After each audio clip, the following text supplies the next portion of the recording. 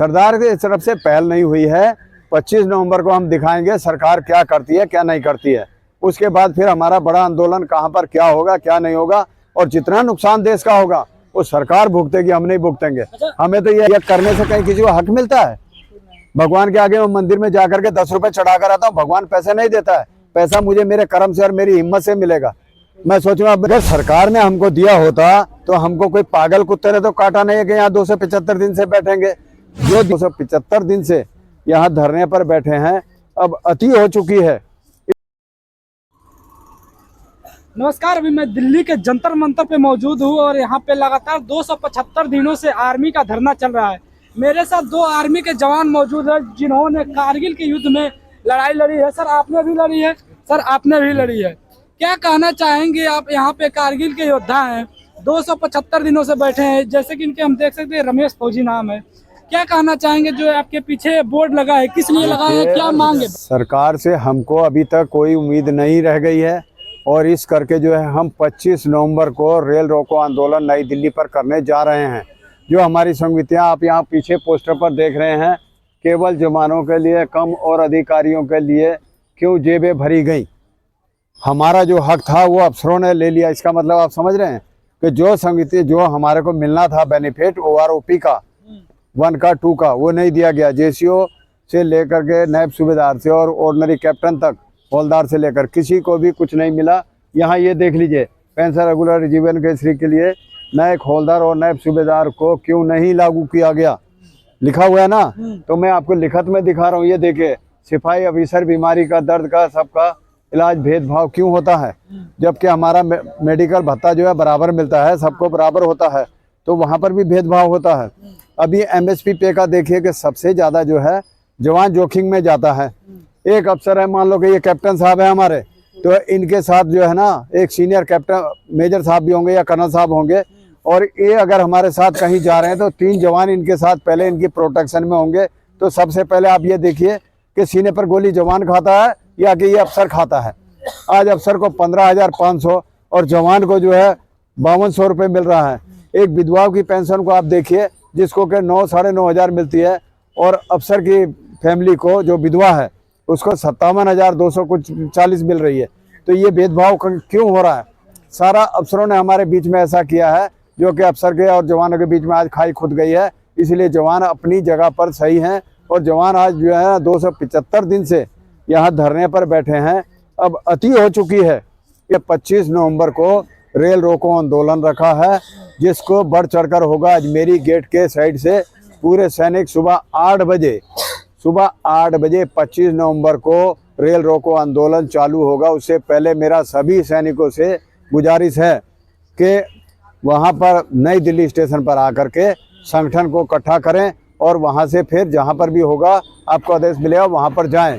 दावे करती है कि सैनिकों को पूरा हक दिया जाता है और आप लोग धरना कर रहे हैं यहाँ पे। अगर सरकार ने हमको दिया होता तो हमको कोई पागल कुत्ते ने तो काटा नहीं है कि यहाँ 275 दिन से बैठेंगे। जो दिया उन्होंने अफसरों को दिया होगा ना। मैंने अभी आपको थोड़ी देर पहले बताया, हमारी वीरांगनाओं को कुछ नहीं दिया, वो विधवाओं को कुछ नहीं दिया। जो डिसेबिलिटी एक जवान के हाथ पैर कट गए हैं उसको 18,000 दे रहे हैं। अफसर को जो है 2.5 लाख रुपए दे रहे हैं। वो कौन सा हिसाब से दे रहे हैं? अफसरों ने सब कुछ ऐसे बना कर दे दिया। अगर हमारे जैसे मेडल का एक जवान को मेडल मिलता है, सेना मेडल मिलता है, दूसरा दीर्घ सेवा मेडल मिलता है, उसका जो भत्ता मिलता है वो सबको बराबर मिलता है। तो ये MSP पे का भत्ता क्यों बराबर नहीं किया गया? एक नर्स है, वो क्या BPT करती है, PT करती है, लड़ाई में जाती है, जख्मी को उठाकर लाती है, उसको जो है 10,800 रुपये दिया जा रहा है। जवान को जो है 5200 रुपये दिया जा रहा है, और उसके बाद अगर हम पेंशन आ जाते हैं तो उसके बाद 2600 रुपया दिया जाता है। तो ये सरकार कहाँ का इंसाफ कर रही है? किसके लिए कर रही है? 4 साल के लिए भर्ती कर दिया। 4 साल में वो बच्चा 18 साल में जाएगा, 22 साल में अपने घर आ जाएगा। कोई इसको चपरासी की नौकरी भी नहीं देगा। आप बोलते कि नौकरी मिलेगी। मुझे आज 26-27 साल हो गया रिटायर होकर के। मैं आपको बताऊं कि आपसे बड़े मेरे बच्चे हैं, और मुझे जो है सरकार ने आज तक सही सरकारी नौकरी नहीं दी। मैंने सिक्योरिटी गार्ड की नौकरी करी है, जहाँ पर भी करी है। तो उससे क्या फायदा हुआ? मैं जैसे हम वहाँ धक्के खा रहे थे ऐसे यहाँ धक्के खा रहे हैं। अब मेरी बात छोड़िए, ये देखिए ना, ये बुजुर्ग आदमी, ये भी मेरे रैंक के ही हैं, मेरे साथ के ही हैं। यह तो बोलते हैं कि हम कारगिल की लड़ाई भी लड़े हैं। भाई लड़ाई लड़ी है ना, तो लड़ाई लड़ी है तो लड़ाई में तो हम गए हैं ना। सर कुछ लोग बोलते हैं कि अगर बराबर की पेंशन लेनी है तो हाँ। तुम ऑफिसर क्यों नहीं बन जाते हो? अफसर का तो अलग है ना, ये भत्ते की बात है मेरी, अफसर की तनख्वाह की बात नहीं है। हाँ। अफसर की बेसिक ज्यादा है, उसको बेसिक ज्यादा दो, उसके जो भी अलाउंस है वो उसको दो अलग से।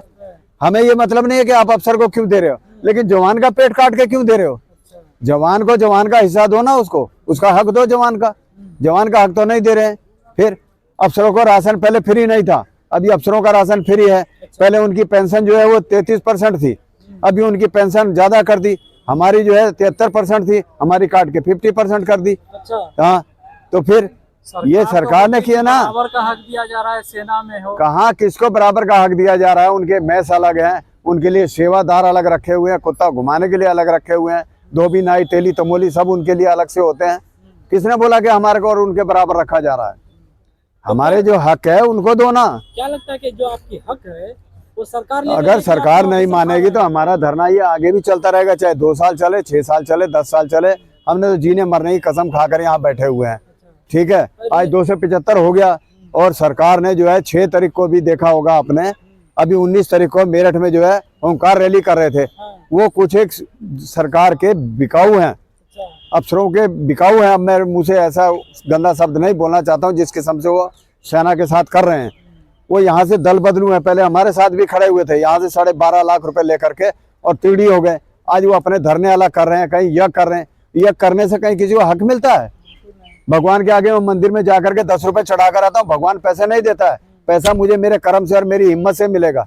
मैं सोचूंगा शंकर भगवान को लोटा चढ़ा दो, पार्वती जी मुझे बता दो, मैं छलांग ऊपर से मार रहा हूँ, हनुमान जी मुझे बचा दो। हनुमान जी कहाँ बैठे? वो जब तक आएंगे तब तक तो मेरा भरता गिर के बन जाएगा। चाइना से आयात कर रहे हो, निर्यात कर रहे हो, बॉर्डरों पे जवानों को मरवा रहे हो। क्यों मरवा रहे हो? खाली जवान रह गया मरने के लिए?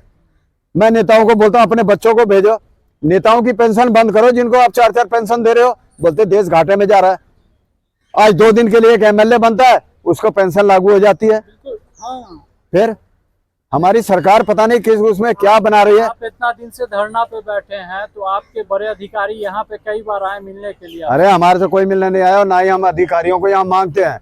अगर उनको दम है तो आकर के सामने हमारे धरना करें, बात करें हमसे। बात क्यों नहीं करते वो? आकर के उस दिन जनरल सतवीर साहब यहाँ आए थे ना, वो सिर्फ उनके बिकाऊ जो थे, जो कि उनके अंधभक्त बने हुए ना, जैसे मोदी सरकार के लिए बोलते हैं अंधभक्त आ गए हैं, उस किस्म से वो वहां बैठे। यहाँ पर हम बैठे थे। अगर उनके दिल में इतनी हौसला था, भाई साहब आप भी सुन रहे ना, अगर आपके दिल में जगह है, आप वहां अगर बैठे हो, आपके बच्चे यहाँ बैठे हैं, उधर से बोल रहे हैं जवान जो है ये मेरे भाई हैं जो सामने बैठे हैं, तो आप एक बार इन जवानों को, भाइयों को आकर मिल देते कि भाई बच्चे क्या प्रॉब्लम आ गई आपको, आपके लिए हम खड़े हैं। वो है, उन्होंने भी करोड़ों रुपया कमाया। और लगता है कि सरकार की ओर से वो कमा रहे हैं। 2,72,00,000 रुपया उन्होंने भी रखा हुआ है बैंक में, हमारा चंदा लेकर के 2013-14 में हमको दरी पर बैठाकर बिछा दिया। मैं एक दिन छोड़कर एक दिन दोपहर को एक ड्यूटी करता था सिक्योरिटी गार्ड की अशोक होटल में, एक ड्यूटी वहाँ करता, दूसरी यहाँ करता था। दोपहर की ड्यूटी वहाँ है तो रात की ड्यूटी मेरी यहाँ है। इस किस्म से हमने उनके साथ काम किया है। और उसके बाद उन्होंने जो अपना चिट्ठा बनाया, बोला साहब क्या, बोला आप चिंता मत करो, ये सब आप ही के लिए है। और उसके बाद सब अफसरों का हो गया। तभी तो हमारा धरना उसी समय अलग हुआ था। आप बैठे हैं और सरकार की तरफ से अभी तक कोई पहल नहीं की गई। सरदार की तरफ से पहल नहीं हुई है। 25 नवंबर को हम दिखाएंगे सरकार क्या करती है क्या नहीं करती है। उसके बाद फिर हमारा बड़ा आंदोलन कहाँ पर क्या होगा क्या नहीं होगा, और जितना नुकसान देश का होगा वो सरकार भुगतेगी, हम नहीं भुगतेंगे। हमें तो यह है कि हमने तो मरना कल भी आज भी है। बेटा मेरी तो उम्र हो गई है, 70 साल चल रही है, मुझे जीने मरने की कोई परवाह नहीं है। पूरी फोर्स लगा रखी है पूरी दिल्ली में। अरे लगाने दो ना, फोर्स क्या करेगी? हमारे पर फायर कर देगी, जेलों में डाल देगी। हम तो कह रहे हैं हम जमानत भी नहीं मांगेंगे। यार कौन बोलता है कि जमानत मांगेंगे? हम जमानत नहीं मांगेंगे। बीमार हो जाएंगे तो उनको नहीं बोलेंगे हमें दवाई ले जाओ, वहीं पर मर जाएंगे। हम तो वो आदमी है। हमने ऐसे ऐसे फौजी हमारे साथ देखे जिनका पैर कट गया, गर्दन कट गई।